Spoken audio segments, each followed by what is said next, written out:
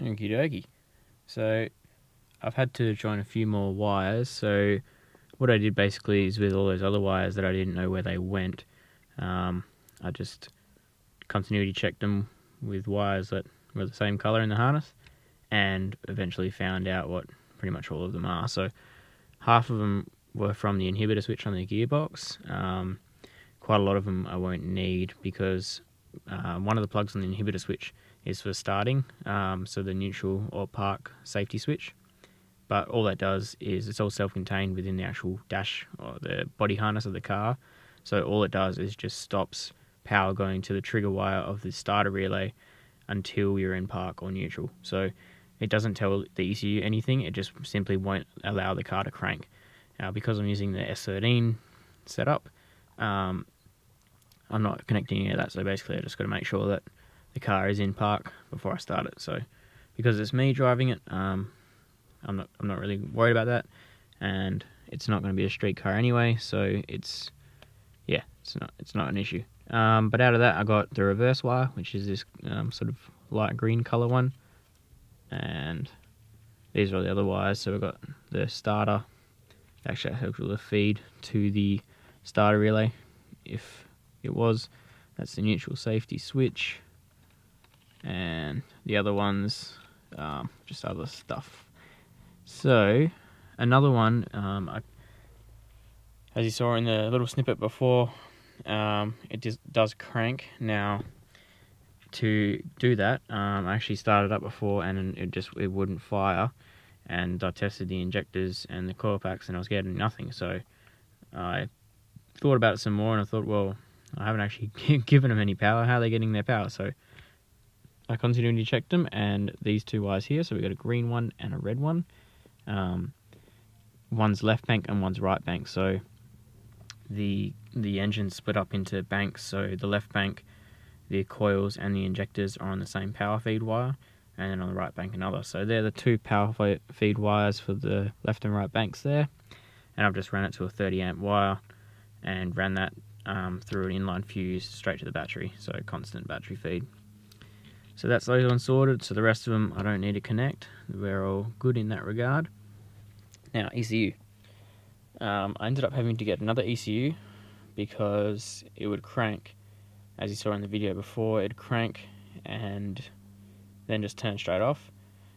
So that was the VATS, so the vehicle anti-theft, so basically immobilizer. Because I'm using a different starting circuit, usually the car wouldn't start at all, but because I'm using S13, it does crank and then turns off because it realizes that the car is immobilized. So I got HP tuners, plugged it in to remove the VATS, and the ECU was locked. So someone's done a tune on it and put a password protection lock on the tune, which is, I suppose, in some regard fair enough, but for me, you can't just simply flash the ECUs on these. It's a bit of a pain in the ass to actually find that key to unlock it. So one of the tuning shops locally just did $100 exchange with an unlocked ECU, so I just went with that option. It's a lot easier, and plugged it straight in, and then got my mate around to just adjust a few little things to get it to idle, because it has a big cam in it and it's maffless. So we loaded it in a maffless tune, played around with the idle settings to get it to idle, and she's all good now. So there's a few other things I needed to say in the engine bay before we actually get it started. So I'll go through that and run through that now. Okay, so when I first tried to start the car, I wasn't getting any fuel prime on key on. The fuel pump just, wasn't doing its thing. So on further investigation, I found out that the LS1 ECU outputs power to the fuel pump relay when you flick the key on, whereas with the SR it has power at the relay and the ECU grounds it. So what I had to do was basically just cut off the power feed to the relay and swap the pins around, and then earth the old power feed wire. So just took the fuse box apart, switched the two pins around, earthed the wire that used to go to power, and then the now power from the LS ECU now powers that relay, so it works as it should. And then I got fuel prime. So that was a bit tricky to work out, but that's how that one came about. These wires here, these are my coil wires, so coil and ignition, and the other one is for something else I can't remember at this main point in time. So then down here under the air filter, it's a bit hard to see, I've mounted a little distribution block. So I just got an eyelet terminal on one end and it goes through a block, and I've got another eyelet. Should really take the air filter off to show you, but I really can't be bothered either. So it goes in, and then I've got my power wires, power and ground running underneath here. It's a bit hard to see. Got my earth here. They will run under. Still got to run these in conduit. Then they run over, and then I've just got a battery tray. So I got this from JCar. It's only about $10, and just bolted it in. So one bolt goes in through this little bracket that was originally here, and then another one I've got some spacer blocks under and a bolt going through sort of floor of the engine bay here.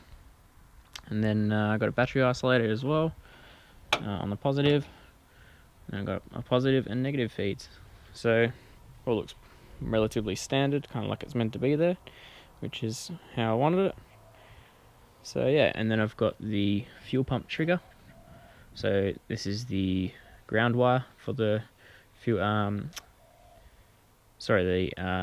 fan trigger. So this is the ground for the fans. So I'm going to mount 2 relays here. I've got the AU thermo fans really suck the power, about 25 amps a fan. So I've got the earth wires for the fan here. So I've got my ring terminals. So I'll terminate that to the battery earth. Then my 2 positives will go to the relay. So what I'll do from the positive of the battery will go to the relay. Out of the relay will go to the positive of the fans, and then obviously the earth, and then another positive from the battery to the relay trigger, and then the ground wire of the trigger of the relays will go to the ECU.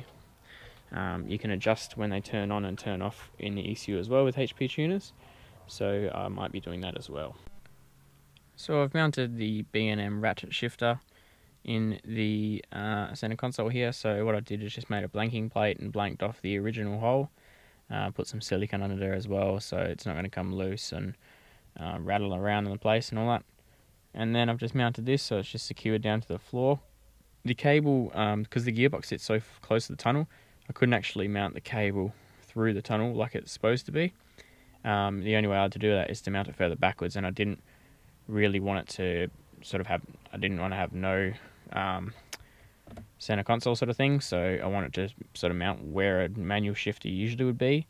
So I ended up mounting it here, and I've ran the cable for now down around, and then you can see it's just going through the side of the tunnel. I can neaten up that curve a bit, so I just have to get some P-clamps and clamp it a bit nicer. This side of the car is still not tidied up yet. Still got to tidy up some wiring under the dash, but I don't actually have anything under the dash in this thing. There's no aircon, no nothing, so she's all pretty bare under there, and I've got to mount the ECU as well. Alright, so now we'll go in the engine bay and have a look at the other stuff. So the intake, it's just a 4-inch silicon 90, and then it just goes to my original SR20 intake pipe, which just seemed to fit pretty nicely.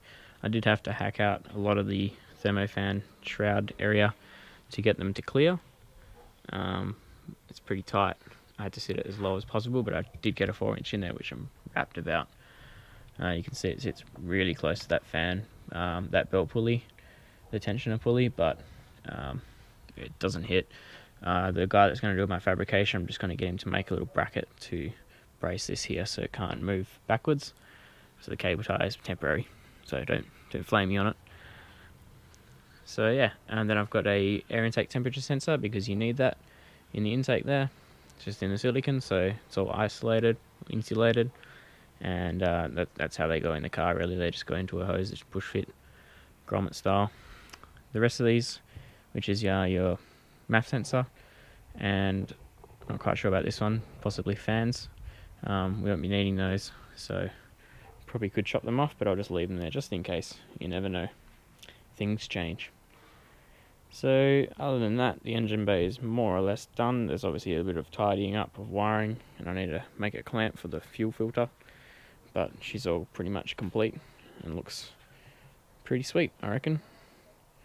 Alright, so let's crank her up. Go.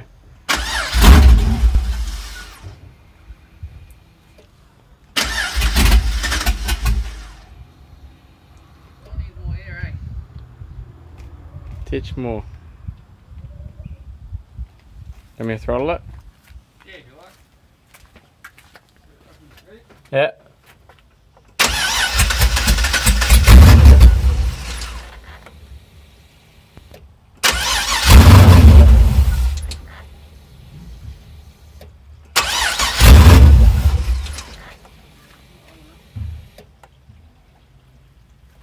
Negatory.